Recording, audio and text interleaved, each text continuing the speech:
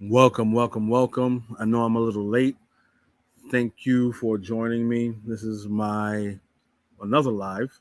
It's not my first live, but it's another live I have here. Um, Please remember to like, share, and subscribe. Today the topic you see right here, we're just gonna get right into it right now because it's a lot to cover. I gotta cover a lot of ground. So today, right now, as you can see in the title, why is FBA overwhelmingly gay in comparison to other black people? And for those of you that may be confused of what black people are anybody that comes from Africa or descended from Africa, right? So I'm talking about African people and African people within the diaspora, right? So and let me say a disclaimer just in case some people may be confused, right? Now, when I'm saying why are FBA so overwhelmingly gay than other black people, I'm not saying that other black people in other places are not gay. That's what I'm not saying at all. What I'm saying is that there's homosexuality. Believe it or not, research it for yourself. Homosexuality is old as mankind. What I'm saying is that homosexuality is in every. Sorry for that. I'm in the hood. Homosexuality is a part of every society. It's part of every society. Everybody has homosexual people within their group, right? But what determines how it's being treated and being dealt with depends upon the culture itself. So there's homosexuals obviously in Africa. There's homosexuals in America, in Europe, in China, in Guadalupe, Mexico. This all over. Where there's large groups of humans, they're going to be homosexuals. So I'm not again just to clarify, but again, it's the culture. So we know there's most likely homosexuals in India, but does homosexuals in India pretty much something that, oh, you just know where to go and things like that? No, it's not something that's widely acceptable in India. Same thing. So you have theocracies in other words, like religious states, like Saudi Arabia, right? And let's say in Italy, the Vatican, which is they're very conservative when it comes to religious practices. Are there gay people there? Yes, there are gay people there, even in Saudi Arabia. But guess what? In Saudi Arabia, you cannot be openly and actively be gay. Why? Because the culture will not permit it. The culture usually turns the other way, and you keep to yourself, right? I'm not saying that's a good or a bad thing. I'm just saying that's what the culture calls for, right? So we know here in America the culture is very different. Is LBGTQ, homosexuality, all these different genders, being gender fluid, being non-binary, and all these classifications is very prevalent in this day and age. But it's always been like that. So before I get to FBA, right? I'm a bit I'm a historian. I like seeing why things are the way they are and to understand the current day of why things are the way they are. So what I'm going to do right now, so we can understand that FBA is not a lineage. It doesn't make sense to begin with. FBA is not a lineage. It's not something. I'll break that down later, but I think I have in the past. It's not a lineage. What they are just different branches of white people. That's all FBA are. They're different branches of white people because when they say so when you ask them what's FBA culture, everything they point to is white culture. Everything they point to is absolutely white culture. So to see why they accept all the things and why FBA have no problem, no qualms with being openly gay, which is perfectly fine. That's your home is America. Your gods, your government, the people who you hold in high esteem are white Euro Americans. It ain't the Africans. It ain't the Caribbeans. So I'm going to go into it and explain historically your history, which is the white man's history. FBA's history is the white man's history, as of why you are the way you are, why FBA is so lovingly and open acceptingly gay. So, without further ado, like I said, you guys will still have to be a little bit patient with me because I am still learning on how to navigate this. So, I'm going to share my screen. Excuse me. Hold on a minute here. Boom, boom, boom. Da-da-da. Da-da-da. Da-da-da. Just hold on one moment. Where are we? Okay. Gonna take it back. Going to take it back, people. So let me.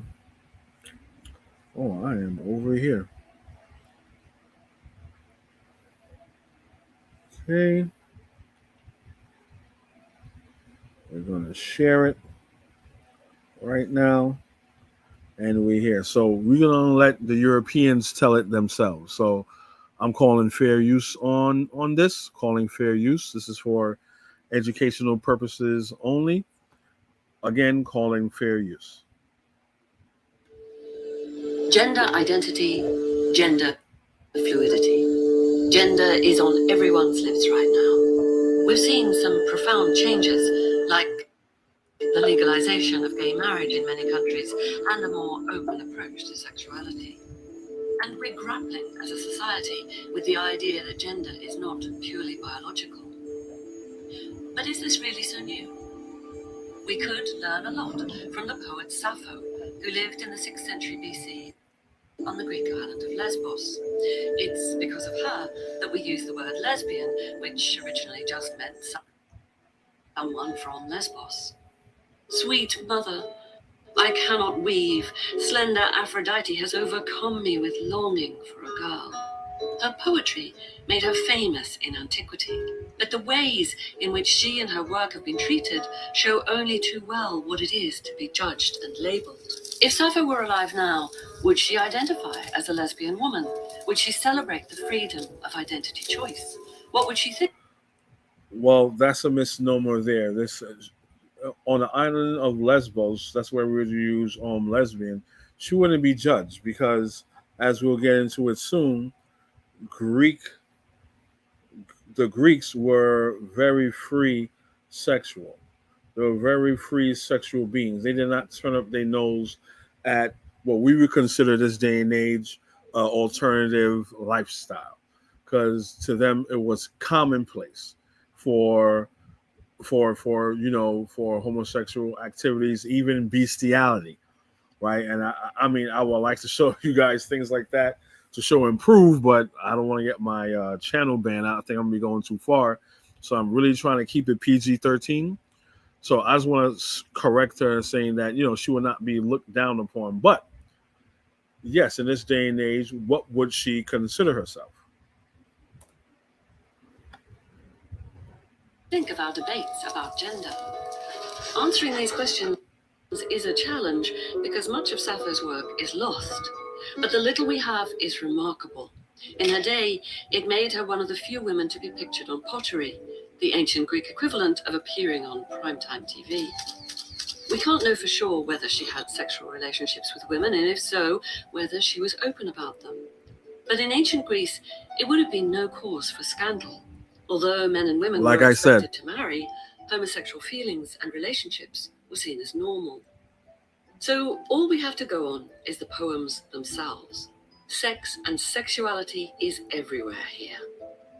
May I write words more naked than flesh, stronger than bone, more resilient than sinew, more sensitive than nerve. Once again, love drives me on, that loose of limbs, bitter-sweet creature against which nothing can be done. Sappho's poems. So I'm gonna kind of end that right there, just to give you a template of what the Greeks thought of themselves, right? So, oh man, I'm trying not to get my joints flagged because it's a lot of Greek freak stuff going on here. All right, so let's go. Oh my God, let's go more into what was openly, commonly accepted by the Greeks. Yeah, prostitution was was legal in Greece, so we know that, along with men. So you had prostitution for heterosex and gay sex, right? So this is where I wanted to go to. Pedestrian, forgive me if I'm butchering the word, was normal. So right here it says it's an unfortunate reality of Spartan culture. It's not unfortunate. It's something that everyone knew and accepted, right? So it says an unfortunate reality of Spartan culture was that older men often took advantage of younger boys. Again, something that was commonplace. I read saw a documentary where people will hope that their boys were strong enough and be selected by the Spartan army. That's like one of the highest honor. But to be a Spartan warrior, you had to be groomed from, quote unquote, groomed from a young age to adulthood to be a Spartan, right? So this is a misnomer, what they're trying to say here. And so yes, an unfortunate, so-called unfortunate reality of Spartan culture was that the older men often took advantage of younger boys during their military training. The prevalence and acceptance of these relationships are debated, obviously, but many young boys were taken. Now, if many young boys were taken, how is it a debate? They were taken, right? Anyway, many young boys were taken advantage by their training mentors. If we break down the word, I think it's mentor, and another one that originally means what's going on right here, right? Um, mentors, right? Where am I? This included rigorous military training and the boys developing skills for their lifelong profession as warriors. In many cases, these boys' first sexual partners were their male peers in the agoge. Now, we should I bring this up? Agoge is a type of love, right? So you have agoge is it could be love. There's a difference between love for a man and love for a woman, right? So they're talking about this particular type of love, which is a homosexual type of love, as we could see. Sorry for these goddamn ads, malware. Yeah, so same-sex partners were normal and encouraged in Greek society, and seen in as a sign of male camaraderie. So where we consider male camaraderie is, giving your brother dap, giving him a pound or something like that. Nah, they had to engage in this activity. Accounts differ on acceptance of male mentors engaging in relationships with students. Some state that it was considered acceptable if the relationship was not only built on physical pleasure, while others state that once a boy reached puberty, all relationships were acceptable. The true prevalence and normacy of these relationships will likely be lost to history. That's bullshit. I think what they're doing here, they're interpreting their modern day ideology of what it would be and place it on the history to make it more palatable for today, so it won't seem so despicable, right? Because anything done in this day and age is frowned upon. But these Greek freaks got to protect their culture, right? So what else we have here, right? Um, Adultery was far worse than rape. Okay, while drinking parties. This is what we're gonna get into soon. The Greeks love their wine, so I'm not gonna get into that yet. But basically, this is a celebration.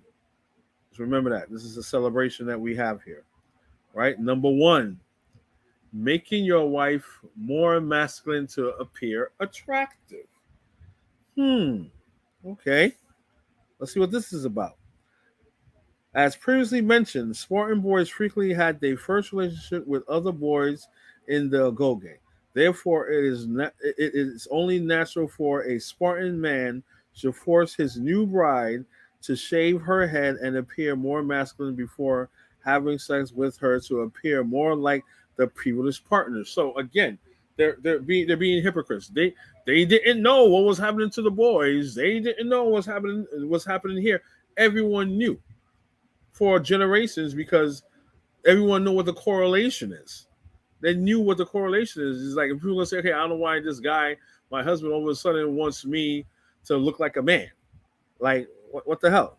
So this is like these are like the original drag queens. Spartan men are like the original drag queens, right? So only four times for Spartan men to for the soul of the bride, yada yada yada yada. Before having sex to appear more like those previous partners. Wait, what? No, don't be surprised by saying wait, what?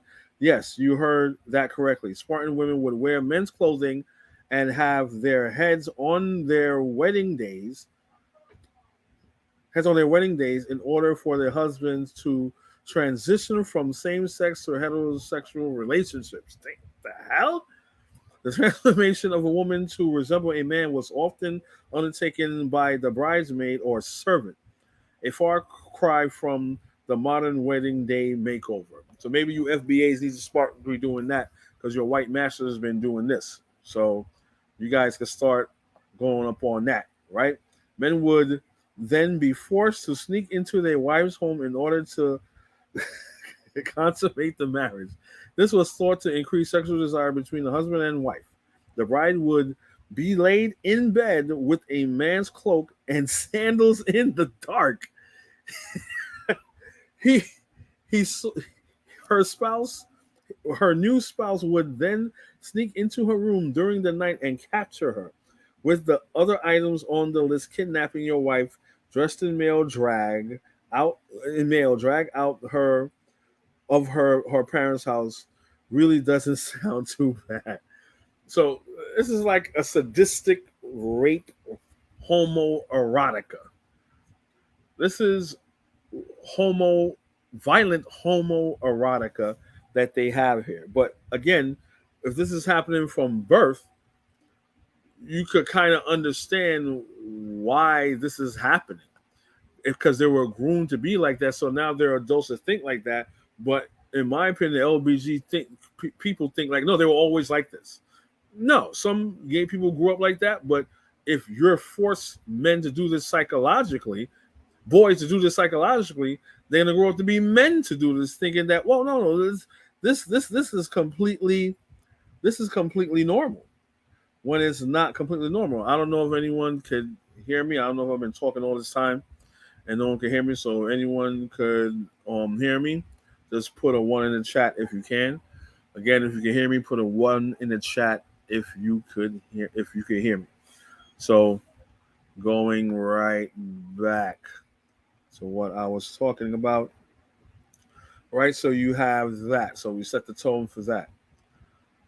So we're gonna do what the Wikipedia version is of homosexuality in ancient Greece. In classical antiquity, writers such as Herodotus, Plato, and Athanasius, and so on, and many other explore aspects of homosexuality in Greek society. The most widespread and social significant form of same-sex sexual relations in ancient Greece amongst the elite circles was between adult men and prepubescent adolescent boys, known as, again, they're going to butcher the word pedastry. So let's click on that and see what that is. Maybe they'll break down the word in case I'm butchering it so much. But let's see here. No, they're going to do a real breakdown. But anyway, we went through what that was. actually going on, right? So, nevertheless, homosexuality and its practices were still widespread, as certain city states allowed it, while others were ambiguous or prohibited. Through sexual relationships between adult men did exist, it is possible at least one member of each of these relationships floated social conversations by assuming a passive sexual role according to the a passive role. So one of them pretend to be a woman, which is basically what goes on right now between specifically we talk about gay men. One will be more feminine than the other, right? To make it seem more traditional in its unorthodox way, right? It is clear how such relationships between same-sex partners were regarded in the general society, especially for women. But examples do exist as far back as the time of Scipio. The ancient Greeks sorry, did not conceive of sexual orientation as as a social identifier as modern Western societies have done. Because modern Western societies right now are more Germanic. What in Germanic people that we're talking about is they pretty much have the same ideology, but we are talking about different people here. So Western society. So anyway, what societies have done. Greek society did not distinguish sexual desire or behavior by the gender of the participant, but rather by the role that participants played in the sex act, that of active penetrator or passive penetrated within the traditions of pedestrian, active, passive, polarizing, corresponding with dominant and submissive social roles. Again, they're again depending on the sexual position, depending if who's going to get butt broken is it's a power struggle because a man is the one that's always in charge. So when they say who's doing the penetrating, being penetrated, just basically depend who is in charge, right? So we're gonna go here. This, for you that knows Saturnalia. Now Saturnalia is is so now we're from the Greeks, we're on to the Romans.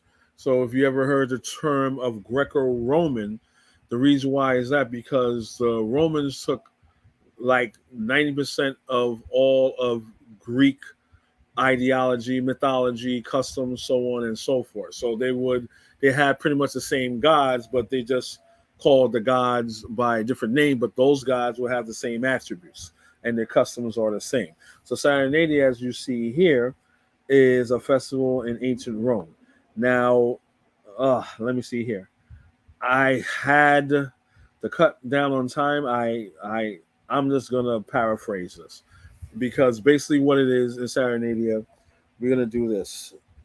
Boom, boom, boom. We go to role reversals, right? So Saturnalia was characterized by role reversal as and behavior on license. Slaves were treated to a banquet of the kind usually enjoyed by their masters. Ancient sources differ in the circumstances. Some suggest that master and slave dined together, while others indicate that the slave feasted first, or the master usually served the food.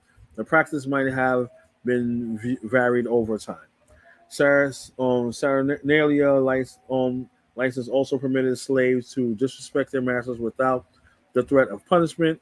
It was a time of free speech. The Augustine poet Horace calls it December Liberty. In two satires set during Saturnalia, Horace has a slave offer sharp criticism to his master. Everyone, yada yada yada. So basically, what it is, it was like a festival where people they drank, they gambled. You see here, they gambled, they did gift giving. Now that's key. Now Saturnalia is really Christmas. Yes. So you have gift giving, right? Because I don't want to go too far left. But Saturnalia is really gift giving. There is a connection to Christmas. because when is Saturnalia celebrated? So you can see here, Saturnalia is an ancient Roman festival and holiday in honor of the god Saturn, hence the word Saturnalia, held on December 17th of the Julian calendar. And we are now we used to be the Julian calendar, now we're in the Gregorian calendar. The Gregorian calendar we are in right now, but we still celebrate it in a different way, but originally was in the Julian calendar and later expanded with festivities through to the 23rd of December, right? So they stretched it on. Was again, I don't want to get too far into it. This was happening, and they turned this into Christmas. The holiday was celebrated as sacrifice temple to Saturn. Blah blah blah blah blah. Gift giving, partying, carnival. See, so it's also a solstice. So it's also called the winter solstice, right? So the gifts exchanged were usually gag gifts on small figurines made of wax or poetry known as guerrilla. The poet Catullus called it the best of days. Saturnalia was a Roman equivalent to the early Greek holiday of Cornea, which was celebrated at the blah blah blah blah during the Golden Age. So we're going to get to it right here. In Western Europe, occupying midwinter, particularly traditions associated with Christmas, like I said, the feast of the holiday indicates an epiphany. In particular, the historical Western European Christmas custom of electing a lord, whatever, whatever. So there you go. So that's real quick. So that's what Saturnalia is. So they celebrated. I'm reading this to let you guys know that they celebrated homosexuality. It wasn't like in other societies in Africa and in except for India, where if you know what the Kama Sutra is, it was not really homoerotic, it was more heterosexual. But I'm saying that to say that every society, saying had explored in their sexuality, but homosexuality was not celebrated as the Greeks and the Romans did. Right? So even right here, your boy Tariq Nakoon, he did buck breaking. Why? Because he realized that, look, a lot of our people are very openly gay, and this trauma, right, speeding up has started during on the slave plantation, right? So I'm not going to play too much of it. I'm going to play a little bit of it just to get you an idea that I'm not saying anything different than your leader Tariq Nakoon's saying. I'm not saying anything different than the pimp scammer preacher is saying, right? So we're going to let it rock. Let's see what this brother got to say. We couldn't be men, right? And that dynamic in and of itself became a problem. We were perceived as cattle. We had gender, we had male and female, but we couldn't be men and women. Those came with legal rights. Those came with with options in the society to express yourself. You could vote, you could buy property, you could move where you wanted to willingly. That was not something we were able to. Fair use, calling fair use for educational purposes, calling fair use.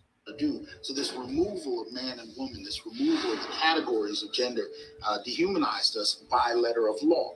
There's one very familiar story of an enslaved African woman who says that she is married to an enslaved African man. And as she is married to him, she tells the story of him climbing in her bed. And she's prepared for him. She kicks him out of the bed. And as he attempts to get back in the bed, she grabs the poker and slams it into his head. Often that story. I just want to stop it here. So this is Jabrario Saze here. And this is how you know Tariq is full of shit and he's an opportunist, right? He doesn't like Africans. He doesn't like Caribbeans. He said most of them are this and that and all these horrific, horrible things. And FBA is the best. And their FBA, what he said, FBA is the moral compass of America, and FBA sets the trend for all this other things. Now, Jabrario Saze, he's from my country. He's from Guyana. And if any of you follow my channel, I have made videos of all the things that just Guyanese people alone, people from Guyana, contributed to this country politically, and educational wise. We contributed a lot, right? But he got him in here though, right? He has him in there. He's fine now, right? He didn't ostracize Jabari or anything like that, right? Same thing with Umar, right? He don't like Umar, but hey, you love Umar enough to have him on your other documentaries, So I just want to know the hypocrisy there for you guys. Of this man whose name is Rufus is told as if he is a sexual exploiter, as if he's a rapist. But we need to think more deeply about how the system controlled Black sexuality, how it undermined Black womanhood, and even really undermined Black manhood. He did not marry her out of choice. This was part of the crude slave breeding system. He was being forced to engage in relationships with this woman. At one point, there. Okay, I'm gonna hold up on Tariq and the bitch. Now, I'm glad that Jabari said that, right? Because now that Tariq is on this, well, Black Americans, yeah, we got a little bit of tiny African in us and stuff like that. But there was some of us that was already here. Like, it's bullshit. What did it just say? Right? Breeding farms. So when Tariq Nasheed says, we have to be here already, that's some more shit. That's some Moorish Science Temple bullshit, right? Saying that we're already here. That's some Wabo nonsense. They had breeding farms. They had so many slaves in the United States at one point, right? That it was I think the number could be wrong. It could have been for every white man or white person, it was like 3 slaves, so, and they had a lot of slave revolts. So they're like, whoa. The only reason why they stopped the transatlantic slave trade because they had enough Black people.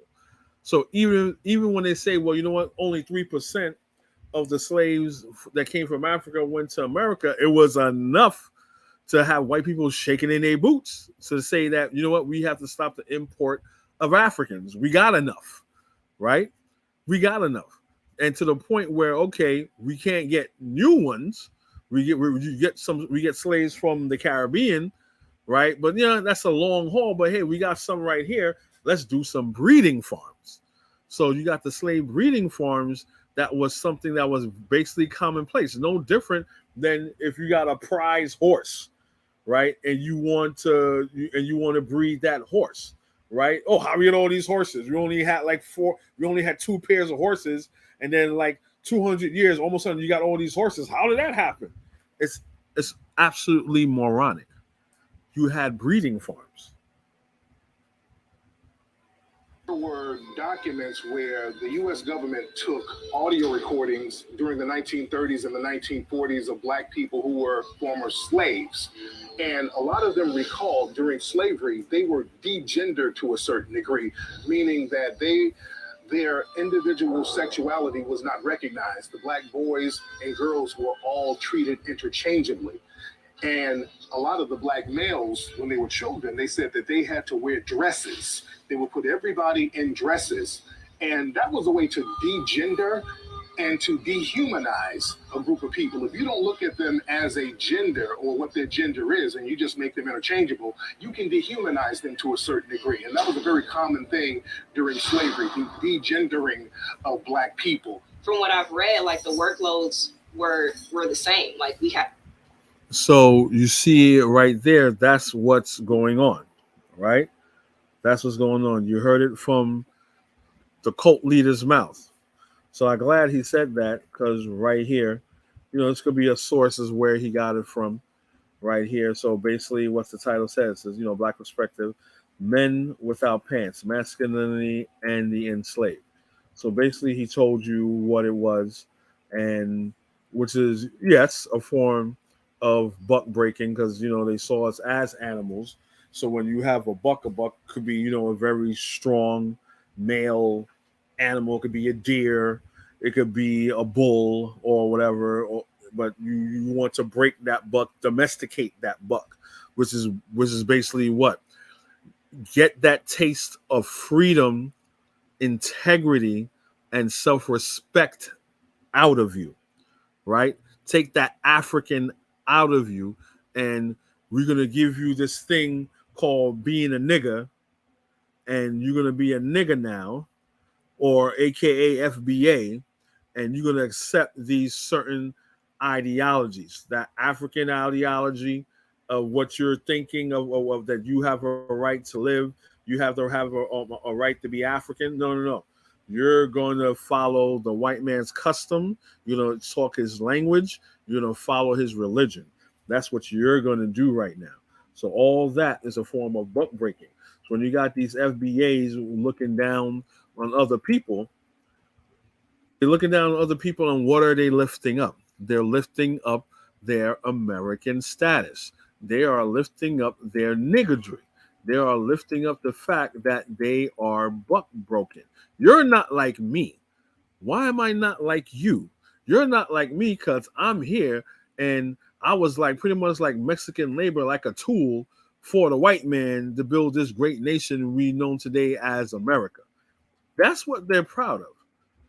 And it's very sad. And when they say, and look, I'm not that person to say that Black Americans don't have culture. That's crazy, right? My thing is saying, what culture do you have?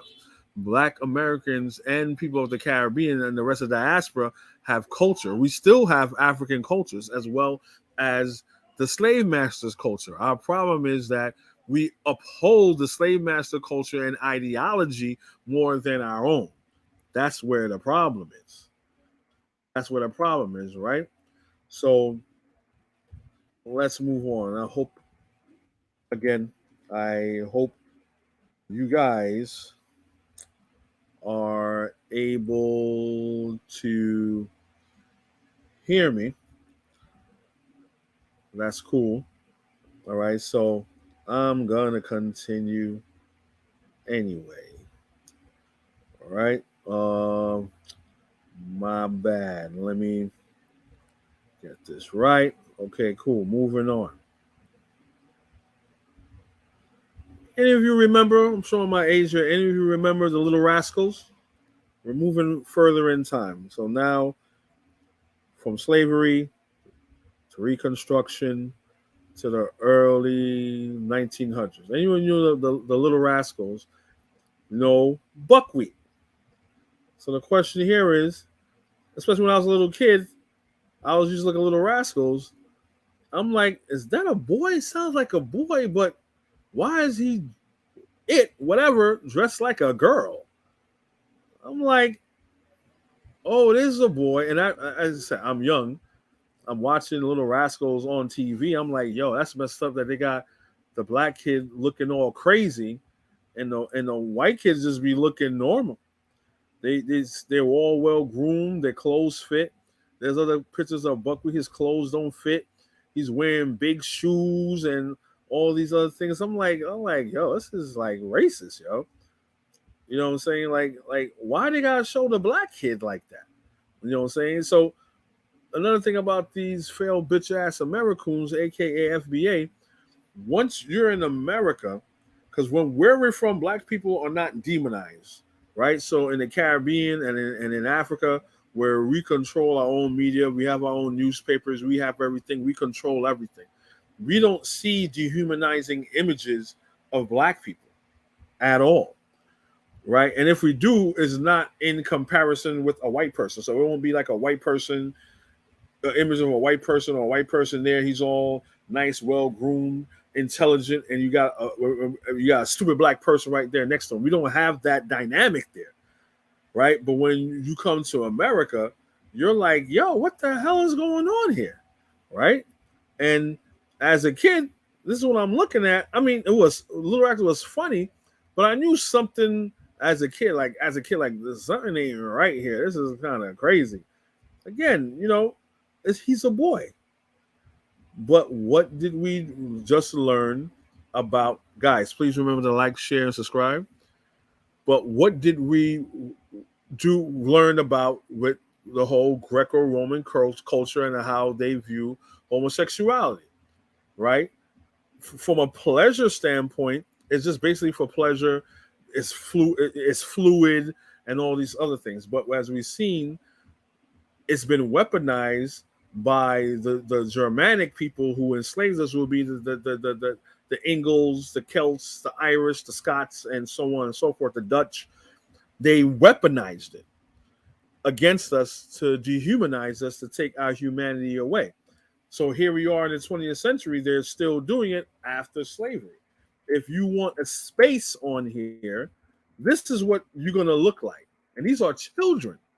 We already know, for some of you already know, we already know about the adults, but these are the children. So, yeah, this is right. See, as you see here, I mean, he's not wearing a dress here or anything like that, but you see Spanky, the little chubby white kid over here. Spanky, for you who don't know, that's Alfalfa. I forgot her name, and this is Buckwheat. You know what I'm saying? His hair is looking all crazy, not groomed or anything like that. I'm like, yo, see here again, right? This is like the 20s. Again, you got the other black kid there. I think that might, I don't know who that might be Steinman. That kid's, I don't remember seeing him a lot, right? Like, look at his shoes, right? He got a nice little hat or whatever. He's a little more groomed here, but look at his shoes. I always used to see his shoes. One time he wore some big shoes. It was like ridiculous. See, but everyone's all groomed. See, he doesn't look so bad here, whatever. At least, they put a hat on him and stuff like that. But, here we go again with the hijinks, like, oh, there, oh, and the hat all flying in the air and stuff like that. Okay. I mean, it's a cute little kid. It's a cute little kid. You know what I'm saying? But they didn't see us as humans. They saw us as subhuman. Like, I don't know if you guys remember, there was a documentary of, I mean, this is how they look like when they grew up right now. So that's like Spanky. I think that's Alfalfa, and that's Buckwheat right there. Look, and he's with a white doll. They got him with a white doll, not even a black doll. They got him dressed up as a girl with a white doll. Like, this is crazy. But moving right along.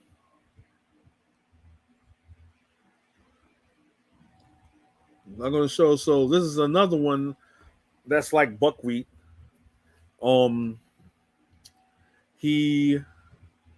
He's like a Buckwheat, and this one I don't know who he is, but I do remember seeing him. You're gonna see this nonsense. Oh, me and Piers ran away from home. What for? Oh, count that new baby of ours. I know how it is. I had a baby and I took it back to the hospital and traded for a ghost.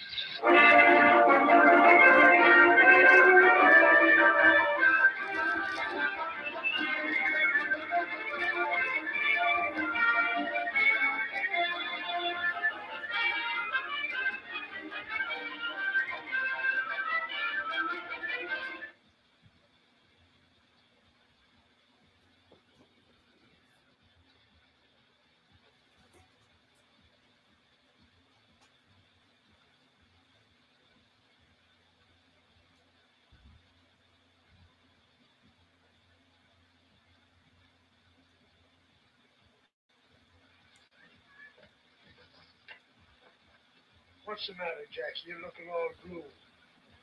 I am, Mr. Kennedy. Didn't I wish I had a wife? A wife? Yeah, all the kids has got one. Oh, is that so? Say, Mr. Kennedy, how does fellas get girls anyhow? I tell you, Jack, you've got to be a caveman. Yeah, what's that? Well, a caveman is a big, rough, tough guy. A caveman is basically, well, archaeologically speaking, the first people that lived in caves, modern humans that lived in caves, were African people.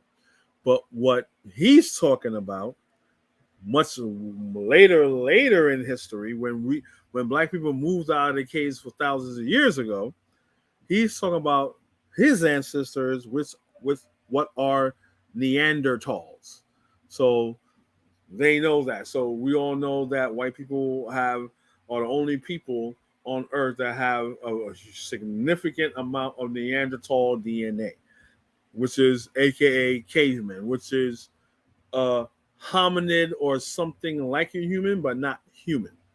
But everyone that was born in Africa or of African descent have no Neanderthal DNA because, again, even in prehistory, they got white people like, woo, that it looks kind of human, ain't human, but I'll fuck it. Hey, I'm already fucking goats and shit, so whatever. So I just want to give you that little caveat. He sees the woman that he wants, and he goes out and he grabs her. Yeah? Yeah, I get you, Mr. Kennedy. that's the idea. Now, why is it okay for this kid to be like a peeping Tom to a little girl? And I thought he was gonna get in trouble. He didn't get in trouble, but he's telling the kid to go grab on this girl. I mean, they're the same age, but to mistreat this girl. How is this funny? I'm a caveman and you're my woman. Oh, yeah?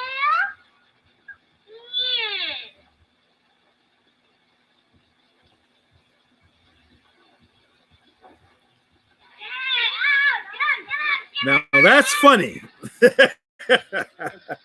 That part is funny. Yeah, so let's move on a little more. Got something else. So we're going to the 70s. Now, any of you know who Flip Wilson is? So this is a video of Flip Wilson. He's a comedian,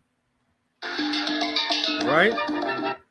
He's a comedian, right? But Flip Wilson was one of the first men to dress up. He's the OG Tyler Perry. He was Tyler Perry before he was Tyler Perry. Tyler Perry is really copying Flip Wilson, right?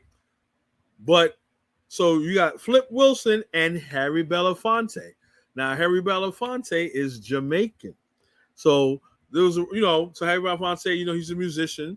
He was there helping Black Americans, along with Martin Luther King, Jesse Jackson, Sidney Poitier, and a lot of other people fighting for civil rights for Black people, right? Just like a lot of other Black people in America that was from the Caribbean and Africa.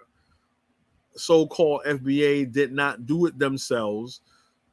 FBA didn't do anything on their own specifically for Blacks and Africans to come over here to make a better way for them. I said that before, that was total bullshit. We were actually the ones on the ground with Black Americans on the ground fighting for civil rights, right? So without further ado, so before I play it, I also want to say that see these Jamaicans, he's Jamaican. You will not see a Jamaican dress up as a woman. That's like sacrilegious to us. You will not see that. But it's FBA, and we know what culture you guys have, right? That is your culture. Your culture is American. You're here. You built a society, right? If you built a society, you're a part of society. You agree with the society, and you owe everything to your society. So you have the Jamaican here, and you have an FBA. So let's see how the Jamaican acts and how the FBA acts.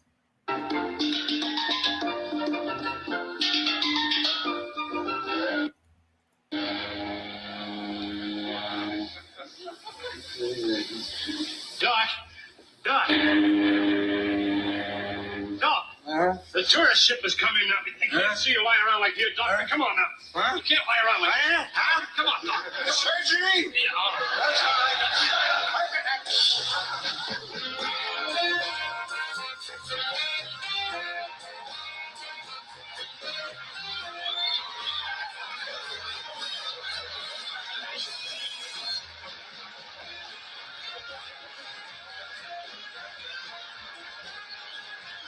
I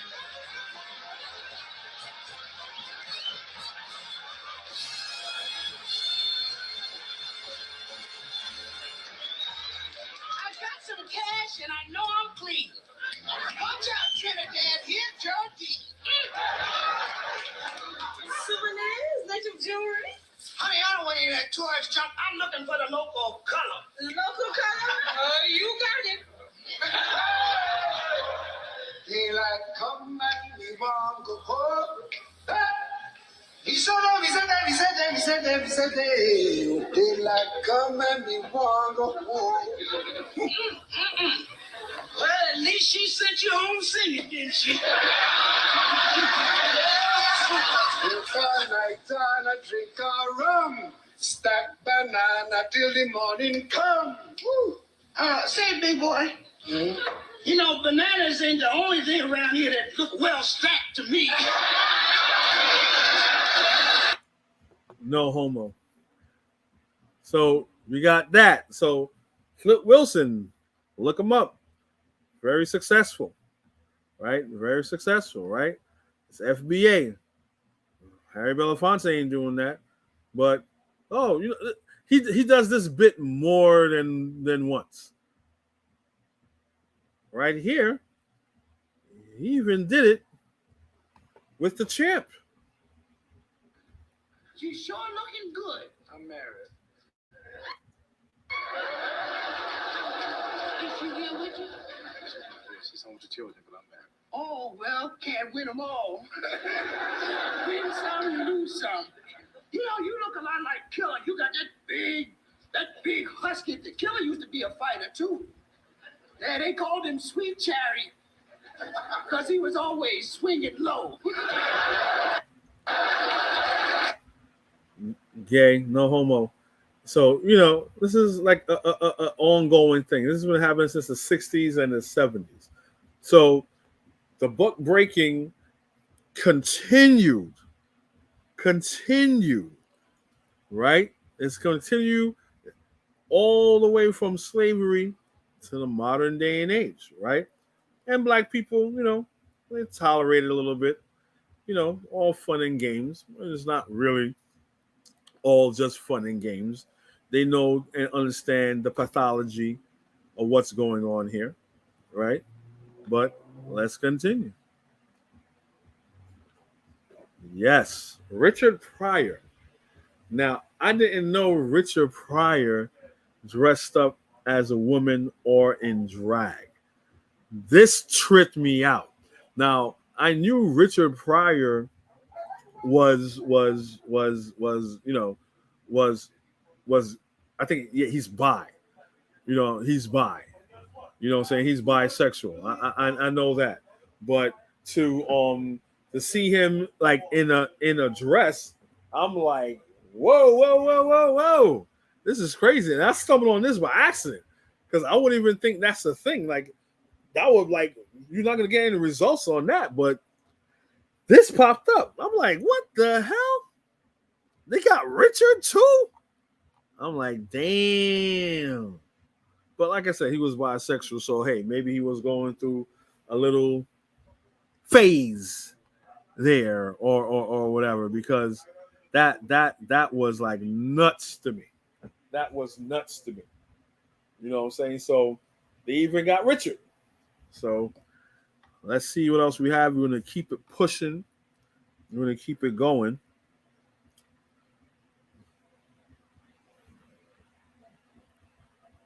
So we have this here. You know, famous black male. So we all know there's a thing like, oh, to be successful in Hollywood as a black man, you gotta put on that dress. I think it is true. You know what I'm saying? You have certain exceptions, except and what comes to mind right now would be Samuel Jackson and Denzel Washington and Sidney Poitier. These are like Oscar award winning black males. If someone came to them, even if they came to them like that, I don't think it would be crazy for a white man try them out, try to tell them to put on a dress. But these men have been successful without emasculating themselves as men, right? They have not done anything like that of the sort. So yeah, you got Martin, he does that. This is Big Mama House. Also, he did Shanae, right? And you got King Drag Queen himself. You got Tyler Perry, right? You got Jamie Foxx, because he was Wanda from In Living Color. He was Wanda, right? And you got Wesley Snipes. Now, this movie is called Tu Wan Fu, whatever. So the back in the day, you had all the big stars back in the '90s. So this is Patrick Swayze. That's John Leguizamo. He's Puerto Rican. And you had Wesley Snipes, and they did that. You know what I'm saying? So yeah, okay. It's. I really didn't see it. It was a little bit too cringeworthy for me, even. But I was probably like a teenager when that came out or whatever. And I'm like,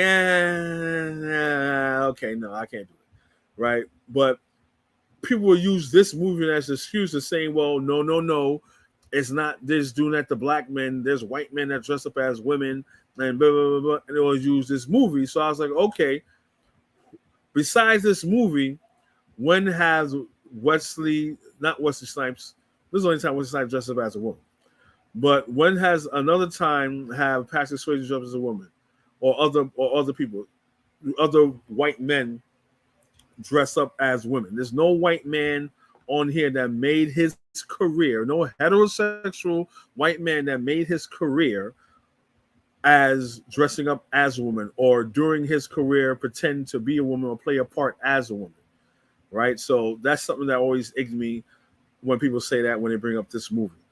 Ving Rhames, yep. Chris Tucker did that. Oh, I forgot that movie he did with Bruce Willis or whatever. Arsenio Hall, yeah, and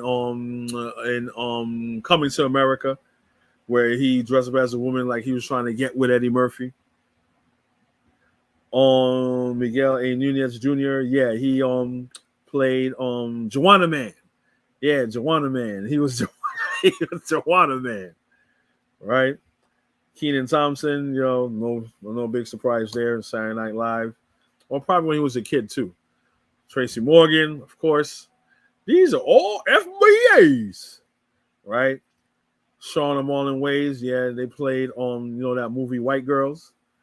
They did that, and Young Jock, obviously, Young Jock.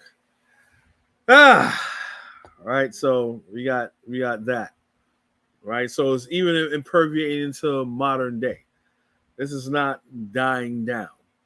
This is not dying down at all, right? So yeah, we did Eddie Murphy.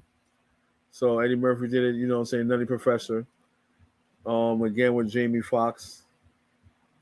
Right, so let's play Jamie Foxx. Have we decided on anything? Yes, I have a white one. Okay. And for you, miss?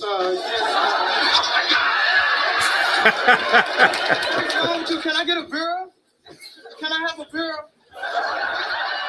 Yeah. Like you seen a baboon or something. I think you're gonna like Mike's friend Luther. He's an actor. Oh, girl, no, you did. You got Denzel Washington. Denzel. Where is he? Oh, there they are. They're over here, Luther. Man, I hope she ain't up. I can't stand me no ugly girl. Yeah, don't worry, man. I think you two got a lot in common with each other.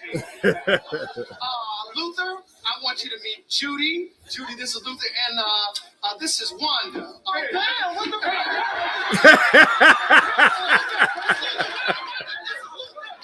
This is Wanda, Luther.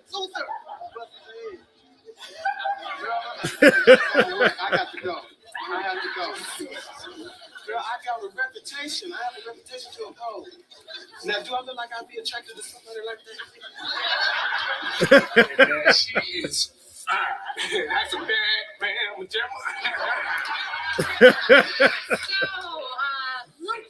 Mike tells me you're an actor. I can't seem to place your face. Oh, that's because I do a lot of radio acting. You know, that type of stuff. mostly commercials and voiceover work. But you need to move your voice over there and take your ugly face with you. I'm gonna get too far. I'm gonna get too much into this, man. I'm a living color fan, man. That was funny, right? You got Joanna Man, Vivica Fox. So that's Miguel Nunez, whatever. That's too loud, right? Chris Tucker, right? So he did. I'm like, after Friday, he did this. And it is now 5 p.m. Fifth Element. That's the name of the movie. Yes, sir. Hell, 108! Hell's 108. Time to join Ruby Rod and Corbin Dallas, the lucky winner of the Gemini Zeus Jet Contest. Coming at you live from Austin. Ruby Rod at your service for 2 hours of nasty covered in the manager of the soup for green Ocean and this Gemini cracker. This person, 8,000 luxus here to enjoy the privilege of. Yeah, that's enough. Horace Wesley Snipes, Chuan Fu, like I said before. Right, Martin, Tyler Perry, the best that ever done it. Flip Wilson has to be his mentor. Arsenio Hall.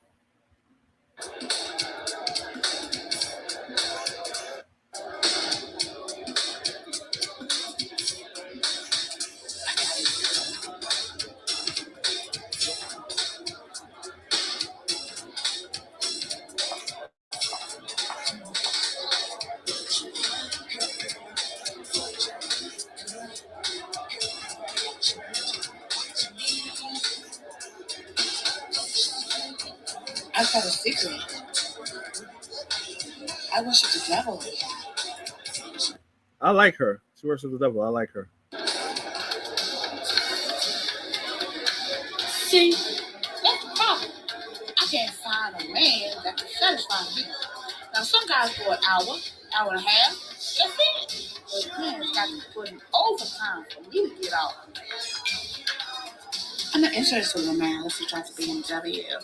Yeah, well, baby, I'm almost single. My husband's on death row. This is the first day we need to IS FBA since the doctor separated us. I'm into the group thing. I was Joan of Arc in my former life. My name is Peaches, and I'm the best. All the DJs want to feel my breath. Yeah. Yeah, I want to work in videos, but really I want to be my own star in videos because I want to become a pop singer and rock singer and write my own songs and produce my own songs. And then I'm going to try an actress because people are always telling me how talented I am and stuff like that. So then I want to go.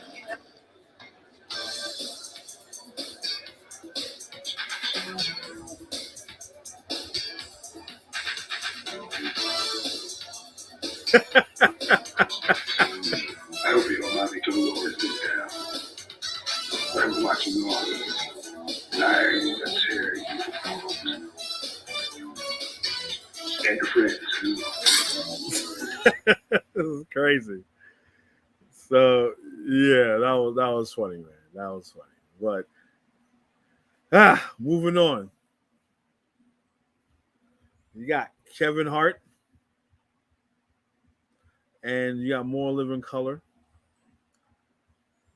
So you got Men on Film. So you got David Allen Greer and Damon Wayans. Hello, I'm Blaine Edward, and I'm Antoine Mayweather, and welcome to Men on Films, the show that looks at movies from a male point of view.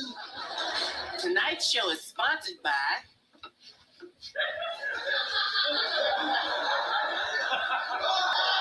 That is so wrong. Like, it's gross. Nuts and Honey. What'd you say? Nut and honey. I bet you can't eat just one. I bet I could.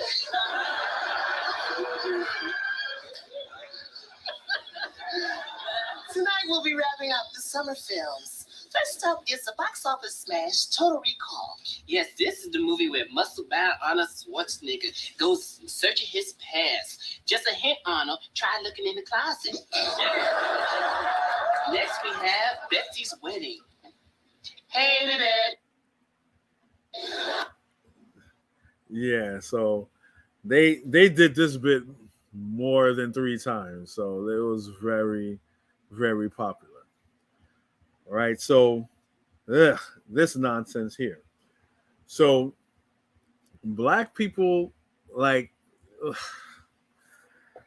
like black people in this day and age sees this, and they have no Christian, proud, God-feeling, upstanding Christians would look at this Tyler Perry stuff and think that is okay.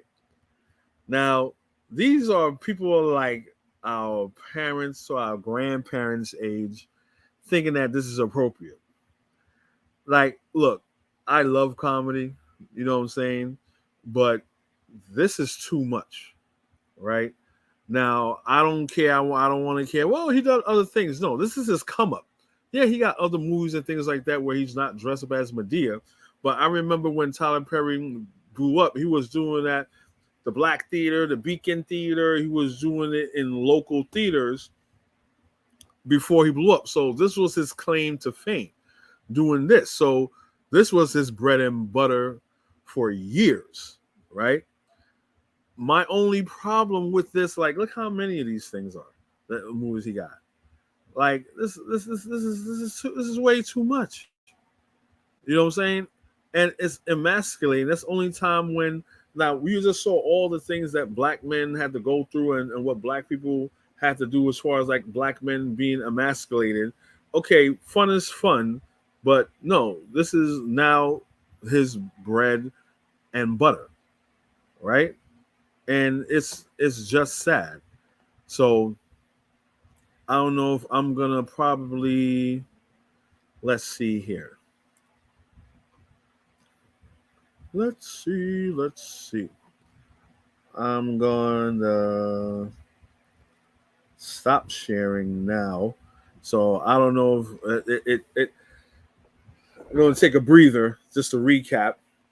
This is what Black Americans, what FBA, this is what they're going through, and this is why they are the way they are. To the point, even Tariq Nasheed is on some, hey, I gotta do a documentary because we really moist out here. You know, a lot of us is like that. You know, and it's just commonplace.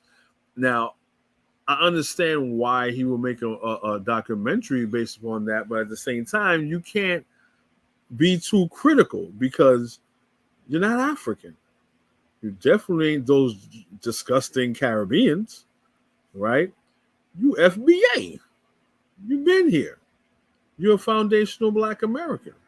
So if you're a foundational Black American and you have culture and everything like that, you don't have African culture.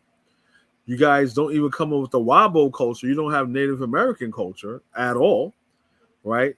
Things like I said before, jumping the broom and all these other things, that's a European custom.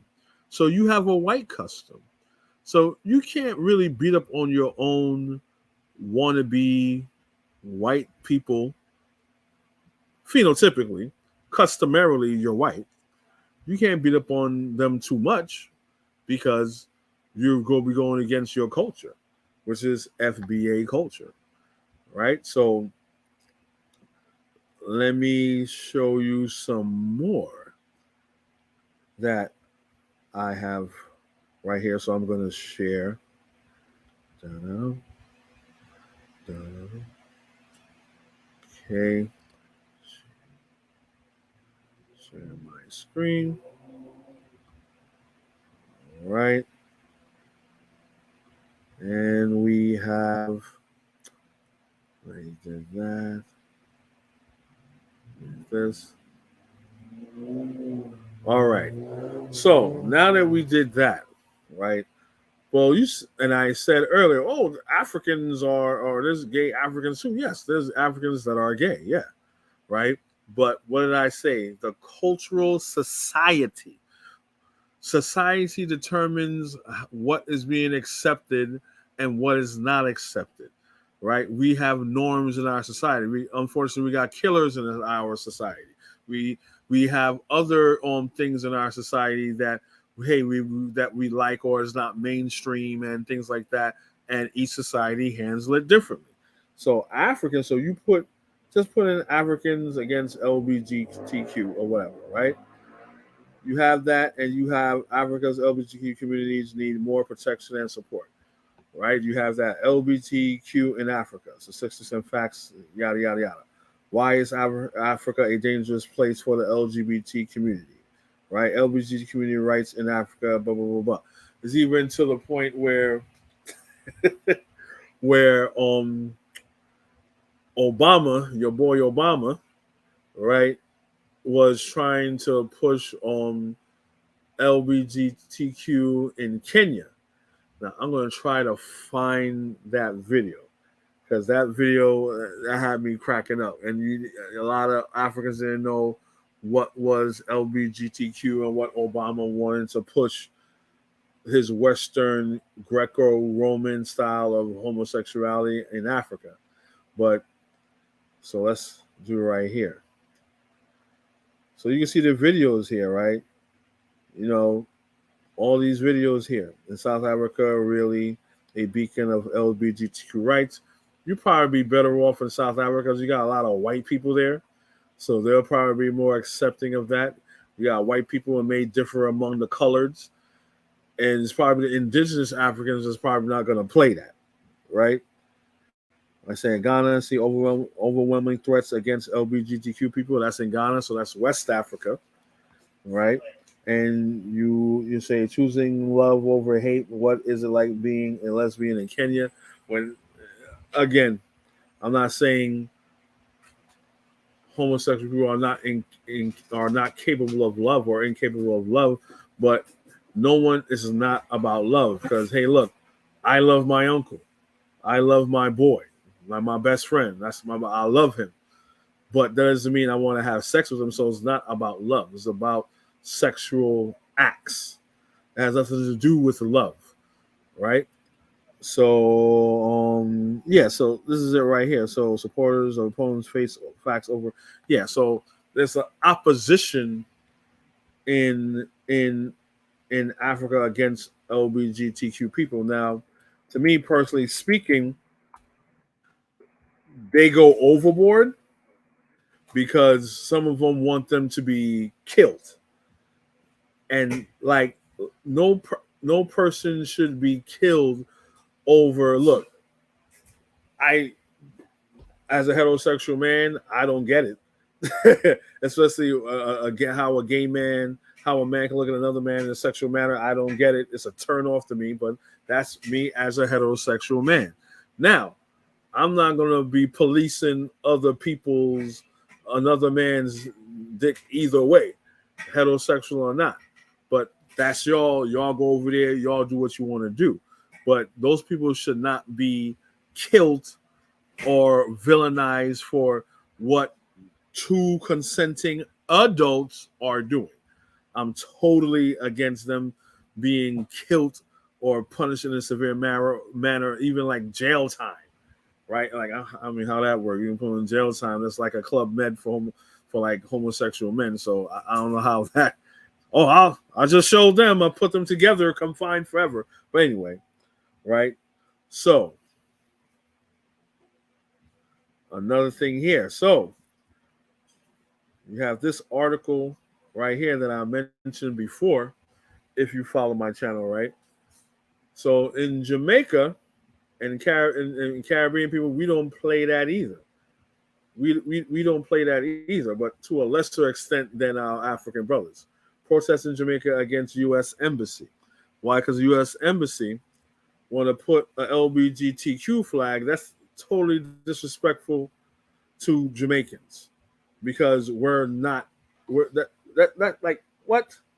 That's not who we are. You're not going to disrespect Jamaica by putting some LGBTQ things on that. And more Caribbean islands have the same sentiment.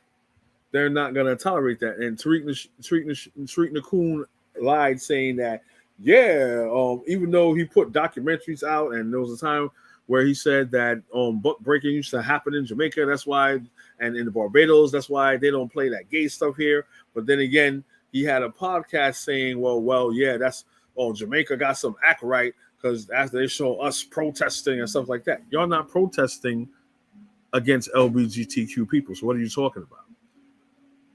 We were always against that. Like no one is looking at FBA, or black people are not looking at FBA and saying, well, what should we do? You don't have people from Brazil, people from Africa, and all the millions of people in the Caribbean say, well, we need to do this, but we're black. How should we? Oh, let's look at how the black Americans do it. Oh, hell no. We don't look at it like that. And we definitely ain't looking at you how you do the LBGTQ thing here in America, because we ain't tolerating it. Why? Because we don't have white people to fight. Y'all are directly fighting white people, which is your Lord and Savior and your neighbor. We in the Caribbean and Africa, we're not dealing with white people as far as proximity, like, oh, this person is right here in my face doing something disrespectful. There are no Karens and Kens in Jamaica doing that nonsense. But they are doing it in the hood. They're doing it in California. They're doing it in New York. They're doing it all over the country to FBAs, right? So push my point even further. Even in our music, and as far as Caribbeans, I'm not sure about Africans, but even in Caribbeans, it's even in our music, we don't really promote homosexuality at all. We just don't. So for using all this is a group called Born Jamericans, and here I'll play for you. First of all, for some of you that may not know, that don't understand when Jamaicans talk and chat and thing like that,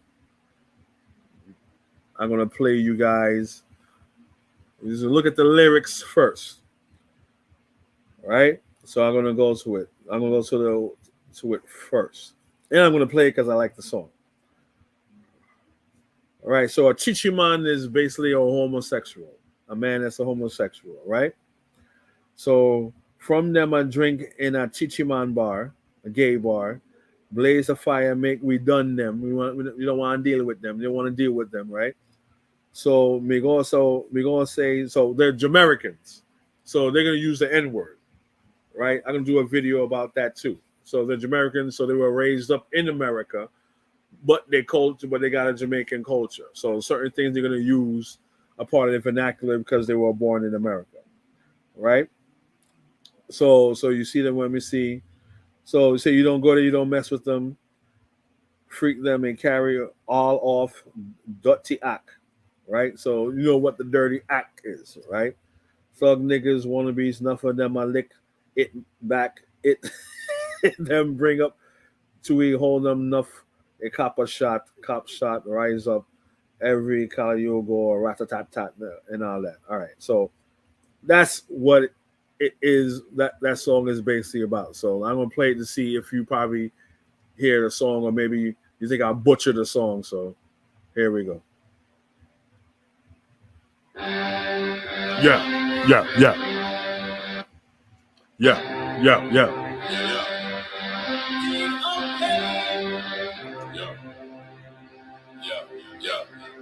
My crew, my dogs, set rules, set laws. We represent for the lords of yards. A gal alone I feel up. From them a par in a chichi man car. With the fire make we burn. From them a train in a chichi man bar. With the fire make we burn. So you see what I see? Doing that, but them a free, them a carry on the air coats. One of these, some of them a lick it back, them bring it away. All of them rise up every caliber, every chichi man, them a Yeah, so let's got a little taste of that. Oh, well, we're not finished yet. We're not finished yet. We got we got we got the original Buja. World is in trouble. Anytime Buju Banton come, Batsy boy get up and run. I go. So what me I do now? So I'm gonna do the lyrics. We're gonna do the lyrics, right? So Buja Banton, Buja, he was one of the first yard man them talking about Batsy boy business and thing, right? Talking about homosexuality as in general, right? So what you see it here, it says, what's this? Two, right, thread. Hold on. I think this is something.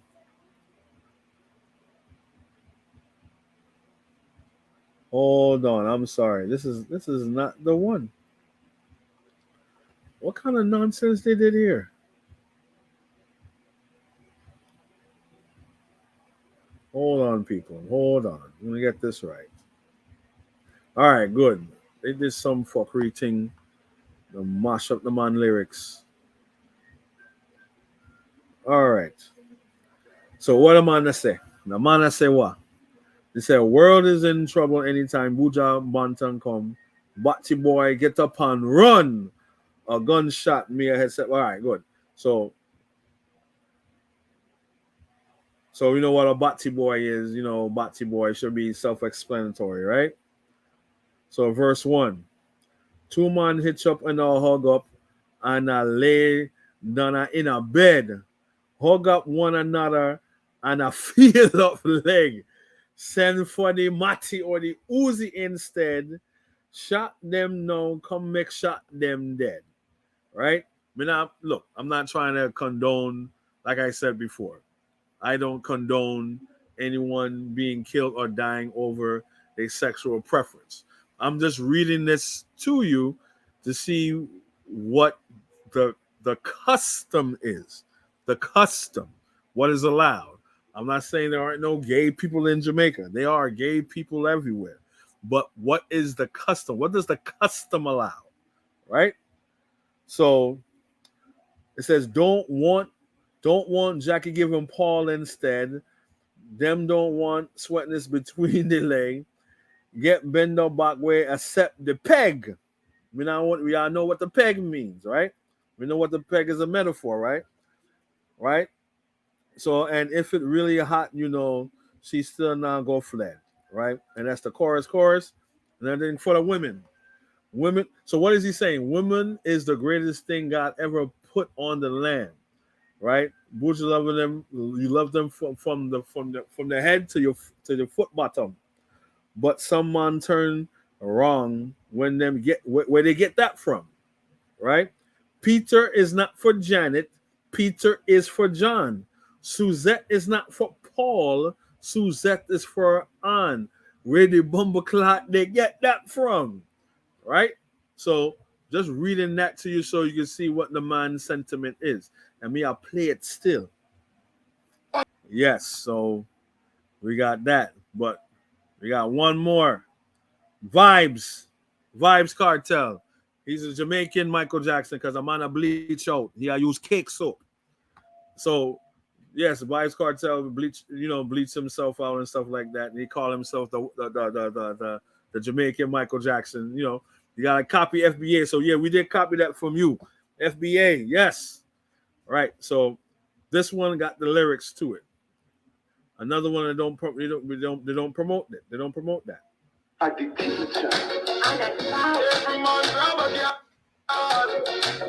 every girl grab a man. Man to man, girl to girl, that's wrong. And them. All when a night, you put it feel like sun on when you're coming up. So may I play that for you so you can have an understanding of where I'm coming from with this. All right. So that is pretty much what I have to say. Thanks, Snaps. Thanks. You're right. it do it do look like a gay bar.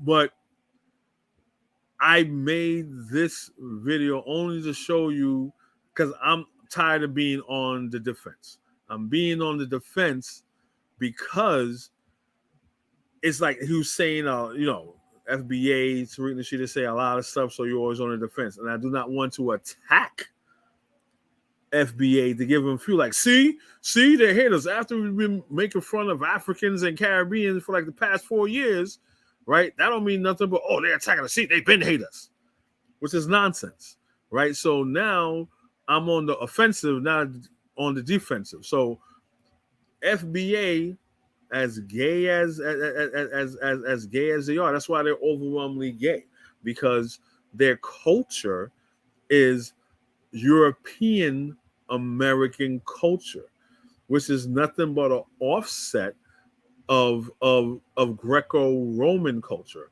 So anytime there is a new gender identity, or this person's gay in this way, or it's okay to be gay and to do this and have parades and do all that, they are just mimicking their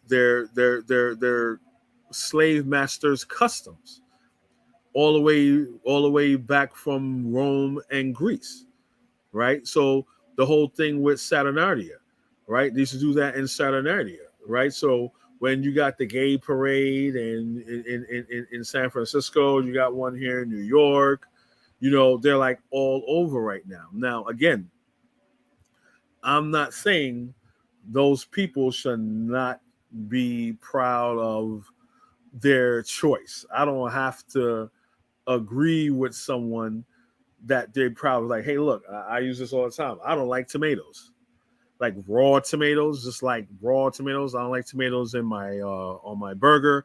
I don't like them in my salad, but I like tomato sauce. I like ketchup, things like that. But I'm not gonna say I hate it and you shouldn't eat it, and I don't have a phobia of it, even though I hate it. I don't like how a raw tomato tastes. Yeah, I'm weird like that, but I don't have a phobia of it. So I'm saying to say that I'm not saying that homosexuals need to be demonized, right? But FBA are overwhelmingly gay for those reasons. So let me go through one last thing here. One last thing right here. Boom, boom, boom.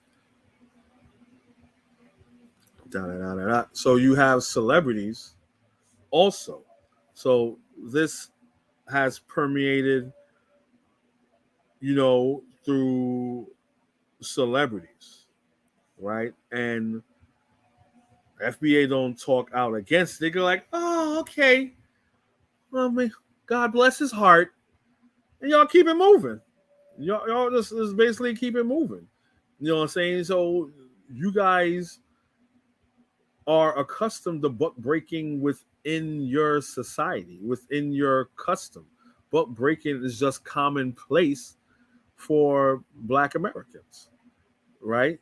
Not our culture, not African culture, and definitely not in Caribbean culture. It's not commonplace.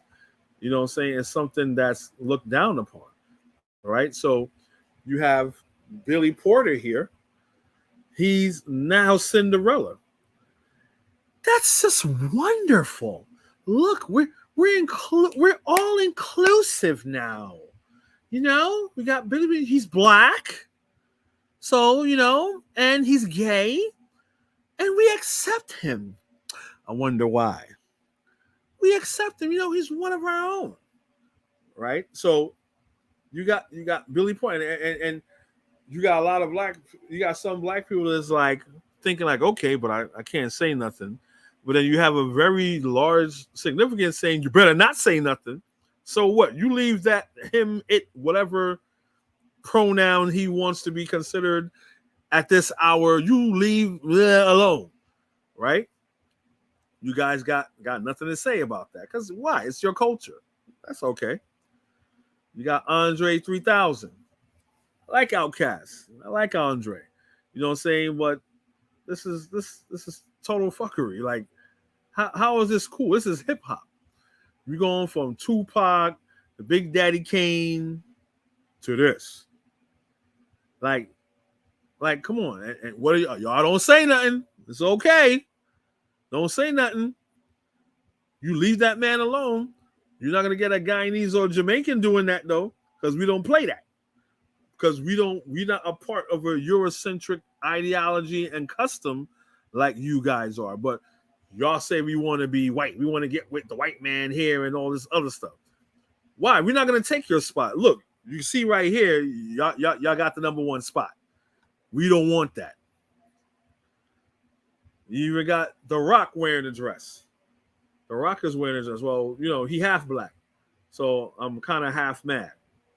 Anyway. Right? This is what y'all about. You know what I'm saying? That's FBA. I'm going to have a little FBA thing right there in the middle because that is your culture. Whatever the white man pushes and you guys accept becomes your culture because you've been doing that since slavery because you ain't no dirty, stinking Africans. I ain't no dirty African, right? I ain't no Caribbean. Nah, we ain't no damn tether. We FBA. And this is one of your flags. You got little nasty X, little nasty XX. That's your people. You know what I'm saying? This is what they want to do to the rap game. They're really trying to feminize the rap game even more than it is. And Lil Nas, he got no real talent. His talent is I'm gay and I'm a rapper. That's his talent. I'm gay and I'm a rapper. That's it. It's a gimmick. He has no talent. That's his gimmick. It's a gimmick, right? So far, he hasn't made anything. I don't want him to make anything else. I hope he got his money and just go into obscurity away from music. Yeah, even got Kevin Hart doing it, right? Kevin Hart. You know, look, it probably is a thing where once you hit a certain height of success as a black man, you got to wear a dress. You know what I'm saying? It didn't happen to Denzel. It didn't happen to Sidney Poitier. But it's happening to a majority of black men that they get to a certain height of success. I guess there's this, okay, when this Negro's network is like 5 million, it's dress time. I don't know. But it's too coincidental. It's too coincidental. You don't see white men doing this. You don't see successful white men putting on dresses. I don't see Bill Burr putting on a dress. You know what I'm saying? I don't see all these white comedians and white actors. I don't see Brad Pitt doing it. I don't see Tom Hanks doing it. But niggas is doing it. You got Jaden Smith. Look, Jaden Smith, he's in a dress too. You know what I'm saying? I mean, Will Smith liked to slap a lot of people. We know who he didn't slap. We know who needs a slap right now. You know, but like, come on, man. Like, come on. Like, come on. Right? And who's this? Lil B, look. I'm not even gonna pretend what's going on with this generation right now. Right? Like this dude is a rapper. He got on the whole. He's like, nah, I'm gonna beat them. I'm gonna wear the dress, earrings, and the hat. You know what I'm saying? It's attention whoring right now. These dudes are like the black male version of Lady Gaga. Whatever they could put on or do to get attention, they're gonna do it. They'll emasculate themselves just to get attention. Right? They go Andre 3000 again. You know what I'm saying? He got a dress on. Like I said, I like Outkast. I like Andre 3000, right? I really would wish they would have him play that Jimi Hendrix life story. I would like that, but you know, this I think if I'm not wrong, the person that owns the rights is his wife, which is a white woman. Ooh, big surprise! Black American with a white woman. So I think they were acting funny style with him doing it or whatever. But he looks like Jimi Hendrix, right? And I was looking at the dress like, oh, please say it's some type of traditional African style of dress, but it isn't at all. Well, that's FBA. They go Willow Smith again. Like, it looked like the court. Like, someone help me out here. I don't know. This is not a photo shoot. This looks like he's coming from school. So he actually dresses like this. So it's not like, hey, look, man, I'm just doing this just to, get my foot in the door as a star, independent from my mother and my father. Nah, this dude looked like he's in school and someone took a picture. Hey, look, Jaden Smith. And he's just happy as a pig in shit being in the dress. Wow. And of course, we got RuPaul. RuPaul's been out for decades. FBA has no problem with that. Everyone knows that. You guys have no problem assimilating into Greco-Roman culture in this day and age with this gender fluidity. Not a problem at all. Right? So when y'all want to talk bad against your own brothers, but we're not your brothers or whatever, know this: we don't do things like this. There's no way talking out of this at all. Yes, there's some gay Africans. Yes, there's some gay Caribbeans, but you're not going to be in the society doing this. If you are, you go to America, you go to Europe.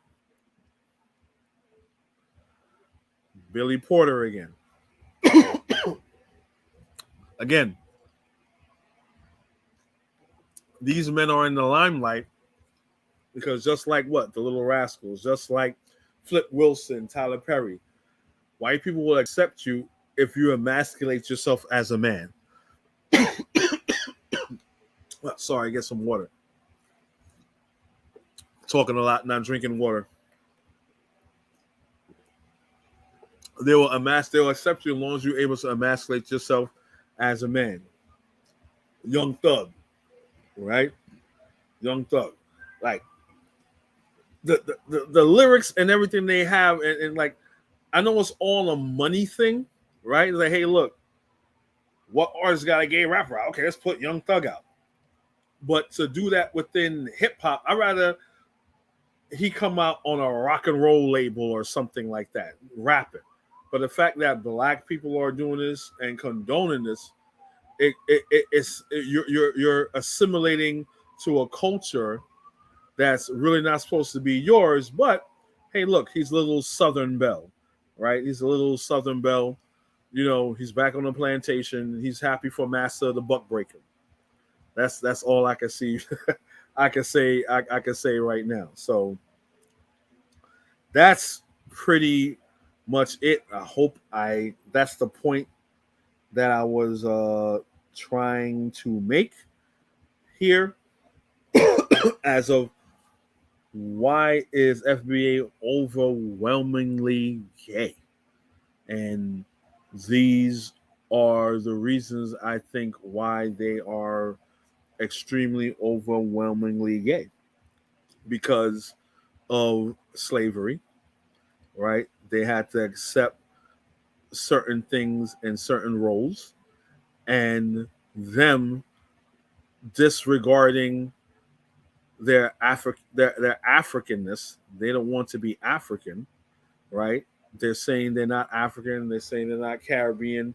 They're none of these things. So what they have to do, they have to accept the societal norms that, according to them, they're FBA, they're American, they built everything, and they built the infrastructure, they built the culture, and they're more, what Tariq says, they're the moral compass of America and all this other stuff. So, hey, okay, fine.